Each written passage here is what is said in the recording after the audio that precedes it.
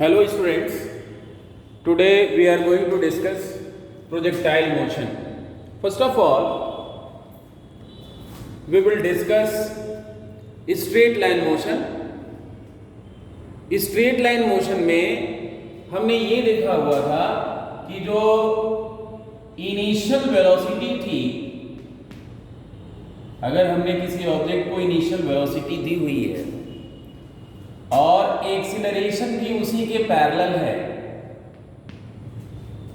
तो ऐसे केस में टाइम के साथ इस ऑब्जेक्ट की वेलोसिटी इंक्रीज करती जाती है। इस वेलोसिटी का जो मैग्नीट्यूड है वो इंक्रीज करता जाता था, लेकिन डायरेक्शन सेम रहता था। डायरेक्शन जो है यही रहता था। या अगर हम एक्सेलरेशन की जगह रिटार्डेशन कर दें, इसको नेगेटिव कर दें, तो ऐसे केस में भी इसका मैग्नीट्यूड डिक्रीज होता जाता था, लेकिन डायरेक्शन या तो एक्स एक्सिस के पॉजिटिव डायरेक्शन में होगा या एक्स एक्सिस के नेगेटिव डायरेक्शन में होगा। तो ऐसी स्थिति में जो मोशन था वो स्ट्रेट लाइन मोशन था या रेक्टिलिनियर मोशन था। लेकिन जरा आप सपोज करें कि इस ऑब्जेक्ट को हमने थ्रो किया ऐसे और एक्सेलरेशन का डायरेक्शन हो ये। अब क्या कंडीशन होगी इसमें? अब इसमें इसका मैग्नीट्यूड जो वेलोसिटी है वो उसका मैग्नीट्यूड और डायरेक्शन दोनों चेंज होगा। मैग्नीट्यूड और डायरेक्शन दोनों चेंज होगा और ये एक कर्व्ड पाथ पे चलेगा।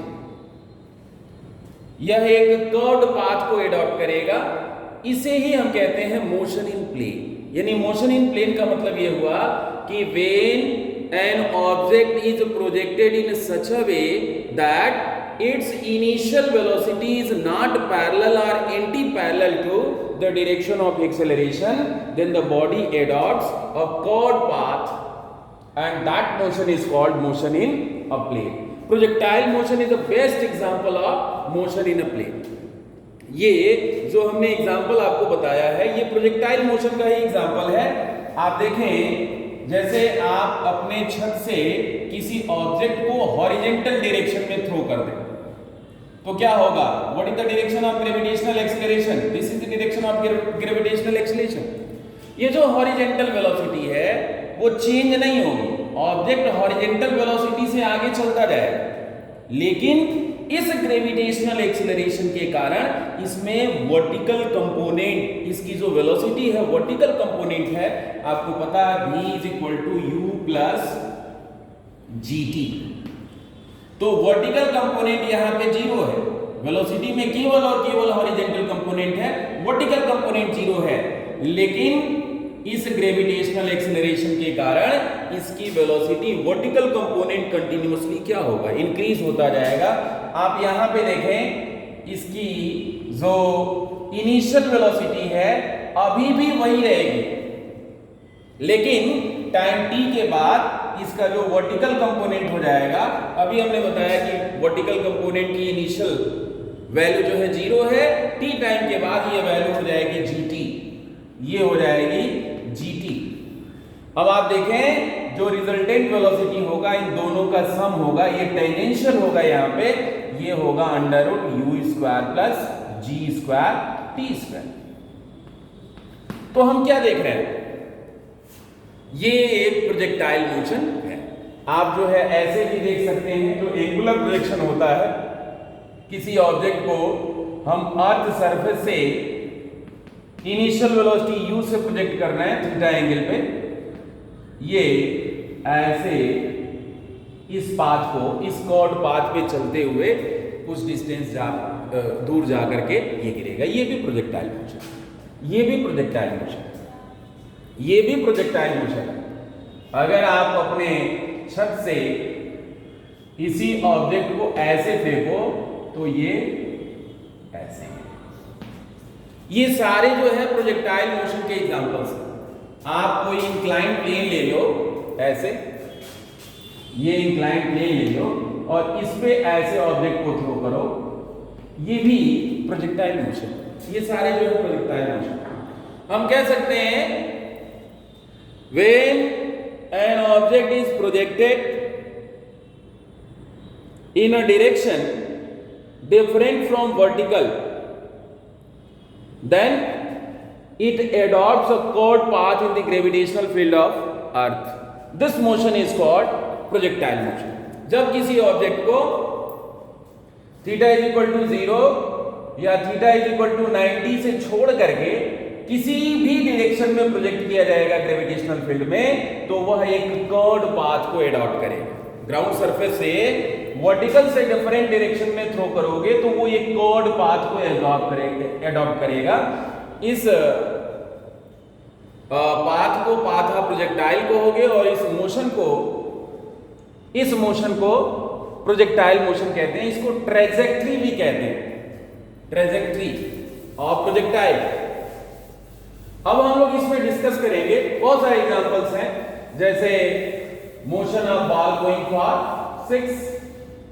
अगर कोई बॉल जो है 6 के लिए भेजी जा रही है बैट्समैन द्वारा, तो उसका जो पाथ होगा, उसका जो मोशन होगा वो प्रोजेक्टाइल मोशन होगा.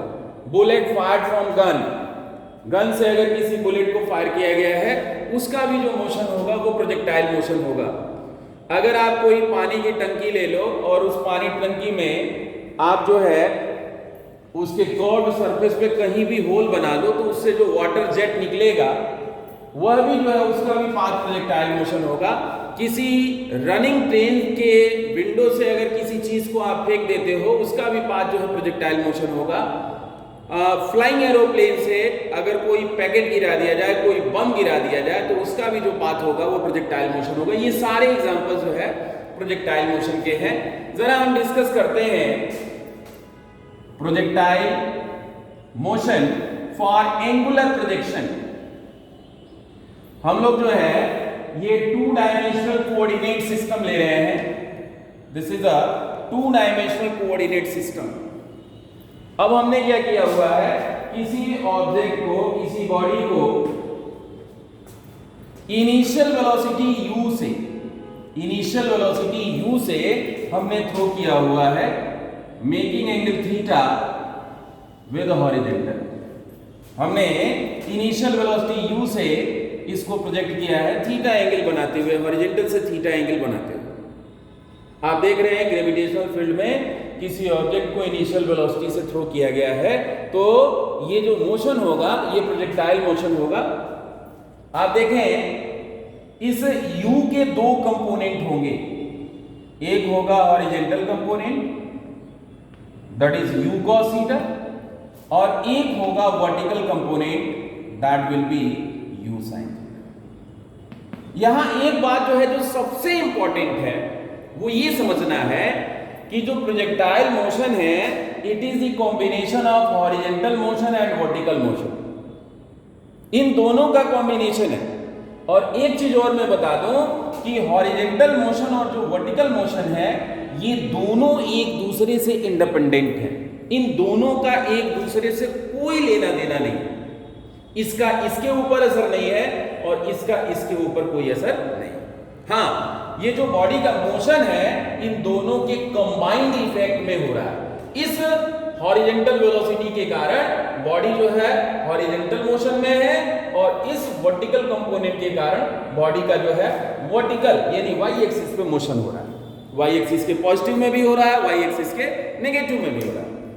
यहां से यहां तक आप देखें ये बॉडी ऊपर जा रही है, और फिर यहां से यहां तक देखें बॉडी नीचे जा रही है, लेकिन पूरे मोशन के दरमियान बॉडी एक्स एक्सिस पे फॉरवर्ड डायरेक्शन में मोशन कर रही है. मींस आप कह सकते हो कि x component of velocity and y component of velocity both are entirely independent of each other.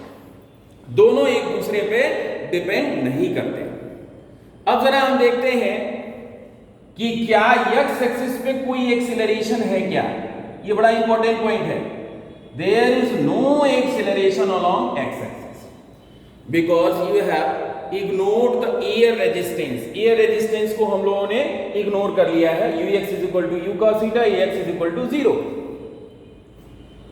यहां पे क्या y एक्सिस पे कोई एक्सीलरेशन है? जी हाँ, ग्रेविटेशनल एक्सीलरेशन का जो डायरेक्शन है वो नीचे की तरफ है, इसलिए ay is equal to हम लोग -g. कोऑर्डिनेट क्या होता है ओरिजिन का 0 0।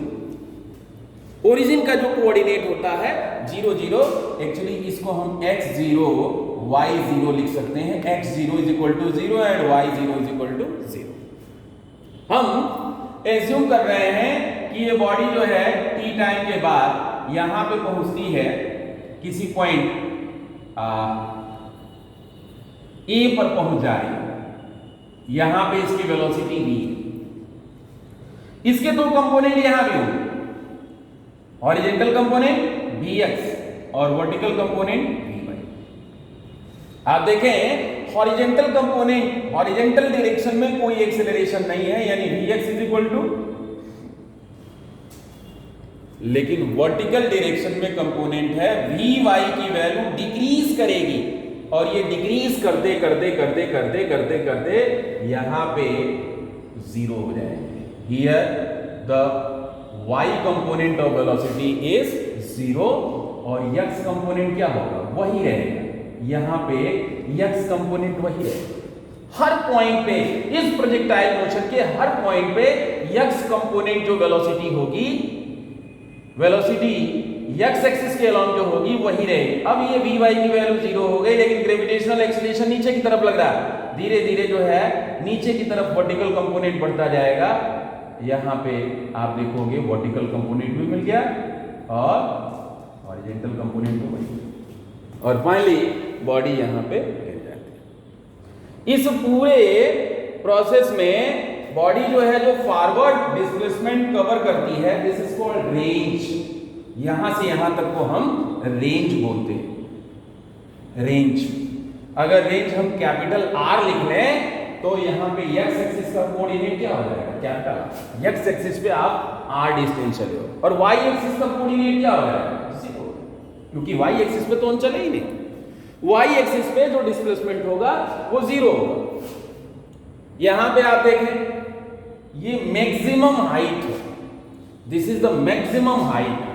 अगर मैं इस पॉइंट को P एज्यूम कर लूं, इस पॉइंट को Q एज्यूम कर लूं, तो यहां पे जो x एक्सिस पे आपका डिस्प्लेसमेंट है वो रेंज का हाफ होगा, लेकिन y एक्सिस पे जो डिस्प्लेसमेंट होगा वो कितना होगा, h होगा। This is the maximum height, ये मैक्सिमम हाइट।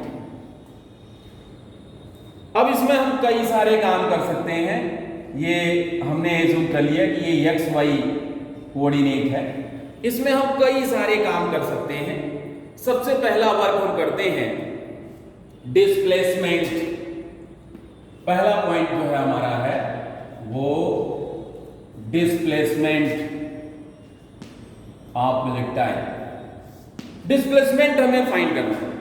तो अभी अभी हमने बताया कि x एक्सिस और y एक्सिस दोनों के जो मोशंस हैं वो इंटायरली इंडिपेंडेंट है। तो सबसे पहले हम एट x एक्सिस चलते हैं। एट x एक्सिस पे x0 इज इक्वल टू क्या है, 0। x0 is equal to 0। कहां से कहां तक हम मोशन स्टडी कर रहे हैं, O टू A, O से A तक जो है हम स्टडी कर रहे हैं। हम ये मान ले रहे हैं कि t टाइम में ये ऑब्जेक्ट यहां तक पहुंचा हुआ। अब x की वैल्यू क्या हो जाएगी, आपको पता है फार्मूला हम यूज करते हैं s is equal to ut plus half at square. ये फार्मूला हम लोग यूज करते हैं। x एक्सिस पे क्या मिलेगा, x एक्सिस पे क्या रिजल्ट मिलेगा,